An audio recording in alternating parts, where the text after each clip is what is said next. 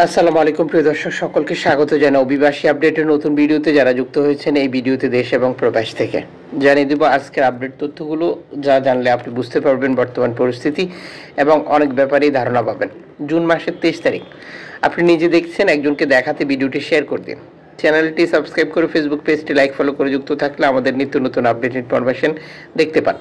2015 সাল থেকে লিবিয়ায় অনিয়মিতভাবে বসবাসরত অভিবাসীদের স্বেচ্ছায় নিজ নিজ দেশে ফেরত পাঠানোর জন্য কাজ করছে আইওএম। আইওএমের এক প্রতিবেদনে উঠে এসেছে বাংলাদেশ সহ 1 লাখ অভিবাসীকে তারা এই প্রক্রিয়া বা এই প্রোগ্রামের আওতায় নিজ নিজ দেশে পাঠিয়ে দিয়েছে। এই সময় রেকর্ড সংখ্যক বাংলাদেশি দেশে ফিরে গেছে। মূলত কাদেরকে দেশে পাঠাচ্ছে এই বিষয়টা জানার দরকার। আর যারা বর্তমানে লিবিয়াতে অসহায় অবস্থায় রয়েছে, গেম দিতে গিয়ে নিঃস্ব হয়ে গেছে বা বিভিন্ন কারণে যেটা একেবারেই নিঃস্ব হওয়ার পথে, তারা ফিরে যেতে পারছেন। এই প্রক্রিয়াটি সম্পূর্ণ হচ্ছে বাংলাদেশ দূতাবাসের সহযোগিতায়। বাংলাদেশ দূতাবাস লিবিয়ার বিভিন্ন শহরে নানা সময় ঘোষণা দিয়ে এই কার্যক্রম পরিচালনা করে, আবার বিভিন্ন আটক কেন্দ্রে যোগাযোগ করেও এই কাজটি পরিচালিত করছে। যারা আপনাদের প্রিয়জনকে দেশে ফিরিয়ে আনতে চান, অবশ্যই আপনি আপনার প্রিয়জনকে বলুন বাংলাদেশ দূতাবাসের সহযোগিতা নিতে। বাংলাদেশ দূতাবাসই তাদেরকে বলে দেবে কি করতে হবে, কখন কোথায় যেতে হবে। আর এই প্রক্রিয়াটি তারা সম্পূর্ণ বিনামূল্যে করছে, যার অর্থায়ন করছে আইওএম। জাতিসংঘের এই অভিবাসন সংস্থাটি 2015 সাল থেকে এভাবেই এই কাজ পরিচালনা করে এখন পর্যন্ত 1 লাখ প্লাস বাংলাদেশ সহ বিভিন্ন দেশের লোকজনকে তাদের নিজ দেশে পাঠিয়েছে। তাহলে বিষয়টা বুঝতে পারছেন যে সবাই কি স্বপ্ন এবং উদ্দেশ্য আশা পূরণ করতে পেরেছিল? যারা লিবিয়াতে এসে ইতালিতে যাওয়ার স্বপ্ন দেখেছিল বা ইউরোপে যাওয়ার স্বপ্ন দেখেছিল, 1 লক্ষ প্লাস। চিন্তা করে দেখুন কত অপচয়, কত পরিবার নিঃস্ব হয়ে গেছে, কত পরিবার পথে বসে গেছে এই প্রক্রিয়াতে গিয়ে। আর এভাবে চলছে, বর্তমানেও একই প্রক্রিয়াতে চলছে। বহু মানুষ মুক্তিপণের মতন, যেটা বিভিন্ন মাফিয়া বা দালালকে টাকা দিতে গিয়ে নিঃস্ব হচ্ছে। বহু মানুষ আটক রয়েছে বিভিন্ন আটক কেন্দ্রে, যেখান থেকে তাদেরকে নির্যাতন করা হচ্ছে, আবার বিভিন্ন চক্রের কাছে বিক্রি করে দেওয়া হচ্ছে, আবার সেখান থেকে তাদের কাছ থেকে মুক্তিপণ চাওয়া হচ্ছে। আর এভাবেই এই প্রক্রিয়াগুলো চলছে। যদিও এরপরও গেম বন্ধ নেই, অভিবাসীদের ইতালি যাওয়া বন্ধ নেই। যদি গেম বন্ধ হতো আর বাংলাদেশিদের ইতালি যাওয়া বন্ধ হতো, তাহলে 2024 সালে 12,000 প্লাস বাংলাদেশি শুধুমাত্র লিবিয়া থেকে, তিউনিসিয়া থেকে ভূমধ্যসাগর ব্যবহার করে ইতালিতে প্রবেশ করতে পারত না। এবং ইউরোপের বিভিন্ন দেশে এসে বাংলাদেশিদের ইতালি আসার যে আগ্রহ, ইচ্ছা, সেটি তো দেখতে পাচ্ছেন।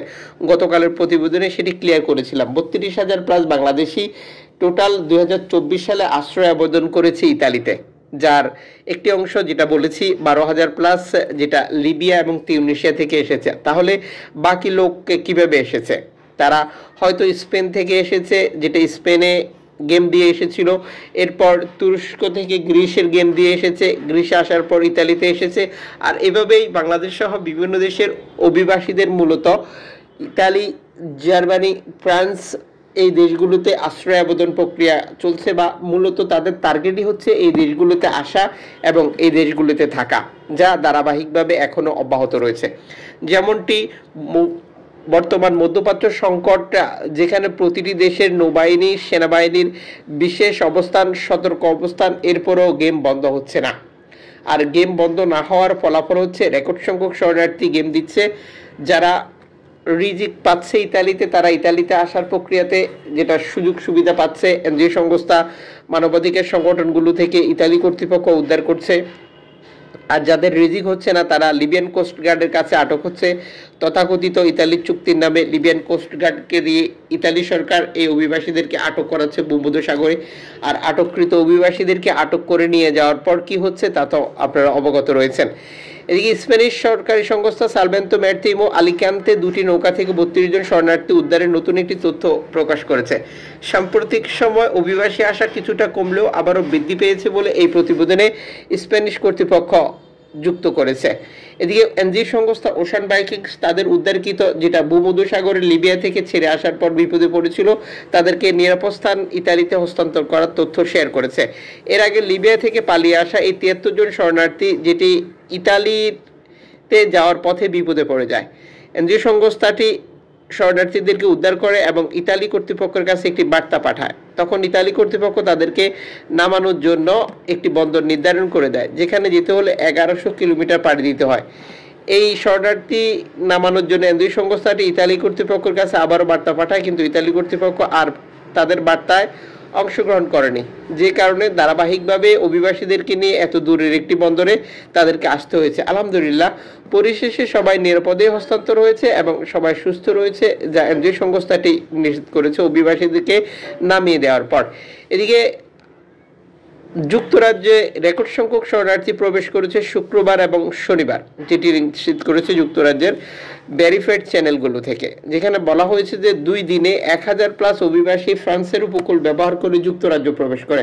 প্রসঙ্গত, ইউরোপের বিভিন্ন দেশের শরণার্থীরা আসার পর তারা যুক্তরাজ্য আসার চেষ্টা করে, যা ধারাবাহিকভাবে বৃদ্ধি পাচ্ছে। যেমন 2024 সালে 46,000+ বিভিন্ন দেশের অভিবাসী যুক্তরাজ্য প্রবেশ করেছে ফ্রান্সের বিভিন্ন উপকূল ব্যবহার করে।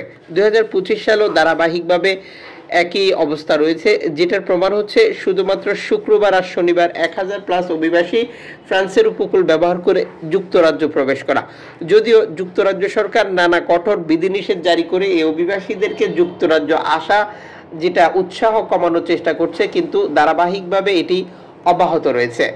এদিকে সর্বশেষ CI5 নিশ্চিত করেছে তাদের উদ্ধারকৃত অভিবাসীদেরকে তারা ইতালির নেপলস বন্দরে নামিয়ে দিয়েছে। এর আগে লিবিয়া থেকে পালিয়ে আসা একটি বিপদগ্রস্ত নৌকা শরণার্থীরা সাহায্য চেয়েছিল সিয়াওয়াচ 5 এর কাছে।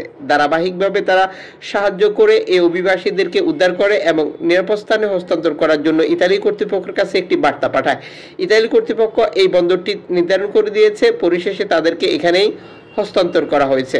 তার মানে ধারাবাহিকভাবে গেম অব্যাহত রয়েছে। যদিও এর আগে এনজিও সংস্থাগুলো বা বিভিন্ন গোয়েন্দা সূত্রের মতে লক্ষ লক্ষ অভিবাসী ইউরোপে আসার অপেক্ষায় রয়েছে বার্তা প্রচার করা হয়েছিল, যেটা মধ্যপ্রাচ্য সংকটের কারণে।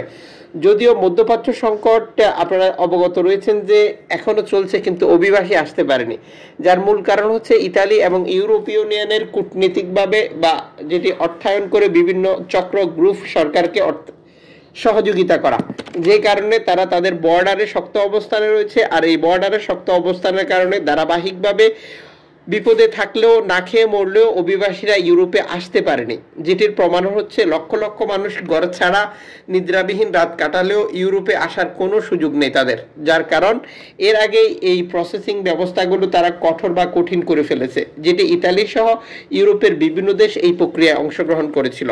মধ্যপ্রাচ্য সংকট এখনো রয়েছে, তবে সামনের দিনগুলোতে অভিবাসীদের ইউরোপে আসার প্রবণতা কতটা বৃদ্ধি পায় সেটি সময়ের সাথে সাথে আরও ক্লিয়ার হয়ে যাবে। আশাবাদী আপনারা আমাদের সাথেই থাকছেন এবং থাকবেন। আপনাদের কাছে কোনো ইনফরমেশন থাকলেও কমেন্টস করে জানাবেন, এতে করে অন্যরা সহযোগিতা পায় বা উপকৃত হয়।